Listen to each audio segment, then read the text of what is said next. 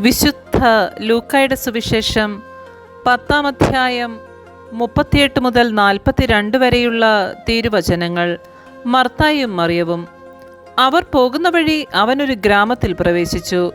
മർത്ത എന്നു പേരുള്ള ഒരുവൾ അവനെ സ്വഭവനത്തിൽ സ്വീകരിച്ചു. അവൾക്ക് മറിയം എന്നു പേരായ ഒരു സഹോദരിയുണ്ടായിരുന്നു. അവൾ കർത്താവിൻ്റെ വചനങ്ങൾ കേട്ടുകൊണ്ട് അവൻ്റെ പാദത്തിങ്കലിരുന്നു. മർത്തായാകട്ടെ പലവിധ ശുശ്രൂഷകളിൽ മുഴുകി വ്യഗ്രചിത്തയായിരുന്നു. അവൾ അവൻ്റെ അടുത്ത് ചെന്ന് പറഞ്ഞു, കർത്താവേ, ശുശ്രൂഷയ്ക്കായി എൻ്റെ സഹോദരി എന്നെ തനിയെ വിട്ടിരിക്കുന്നത് നീ ശ്രദ്ധിക്കുന്നില്ലേ? എന്നെ സഹായിക്കുവാൻ അവളോട് പറയുക. കർത്താവ് അവളോട് പറഞ്ഞു, മർത്ത, മർത്ത, നീ പലതിനെക്കുറിച്ചും ഉത്കണ്ഠാകുലയും അസ്വസ്ഥയുമായിരിക്കുന്നു. ഒന്ന് മാത്രമേ ആവശ്യമുള്ളൂ. മറിയം നല്ല ഭാഗം തിരഞ്ഞെടുത്തിരിക്കുന്നു, അത് അവളിൽ നിന്ന് എടുക്കപ്പെടുകയില്ല.